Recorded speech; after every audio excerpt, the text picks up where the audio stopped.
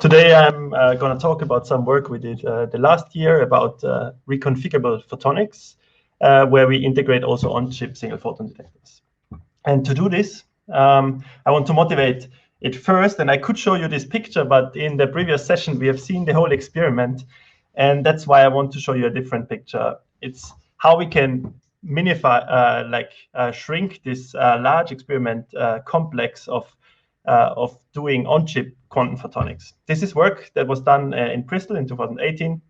And on this chip, you can see single-photon sources, you can see routing, and in the end, the question is, where does the detection go? And what you can see on this chip, so this is the large circuit, is that there's a lot of grating couplers, and the people doing this fantastic work used these grating couplers to connect, to route the single photons to off-chip single photon detectors.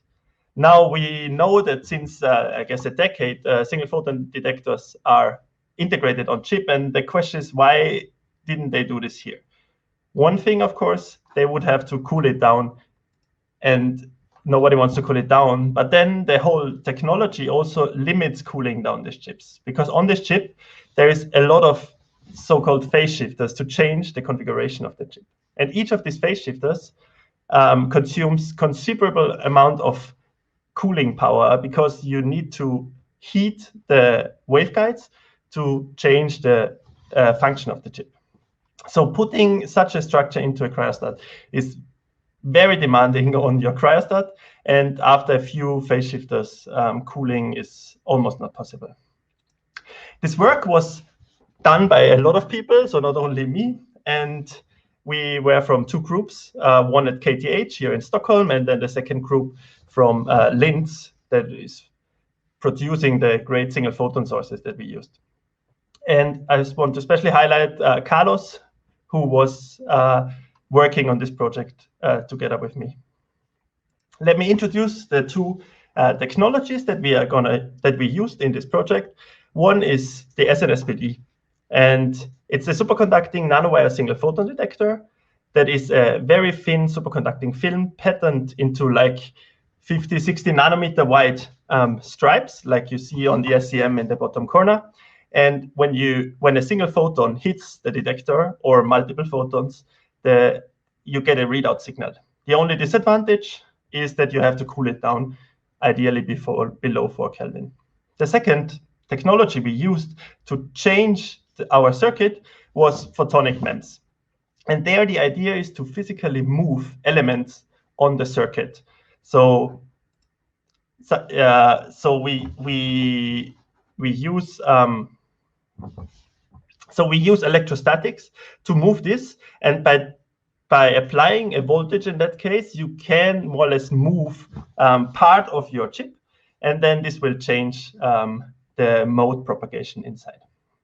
So let me get to the device that we built. Our device is now built of optical input coupling, then a MEMS cantilever that is used to change the position of the two waveguides, as you can see here, and thereby changing the coupling. And then we have two SNSPDs on the output, and we measure all the photons that travel through the waveguides.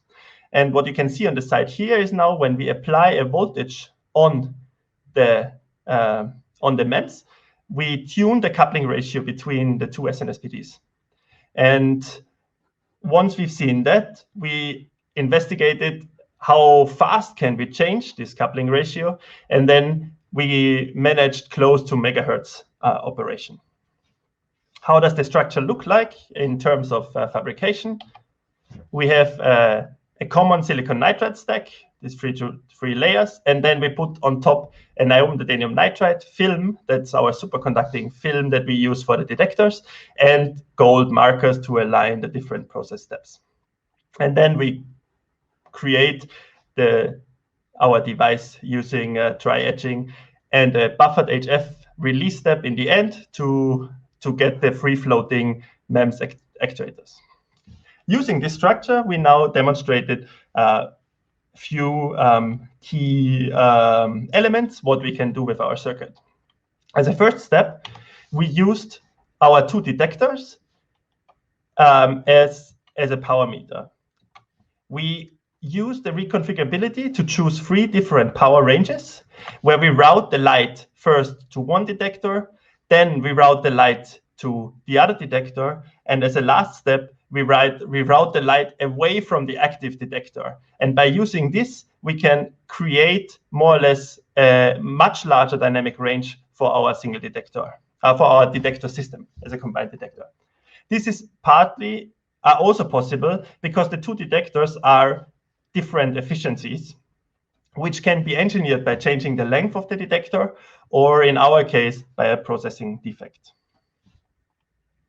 With these 2 detectors, we can also create active feedback on our circuit. What we are doing here is now we increase the power that we are putting into the chip, and by feedbacking the coupling ratio, we can then keep the laser power stable over the whole, over a 12 dB input power variation. In our circuit now, we need to leave the cryostat for feedback. And of course, future interest is, can we put things close to the chip into the cryostat? In the last step, we also looked at single photons. And for this, in our group, we are working with single quantum dots.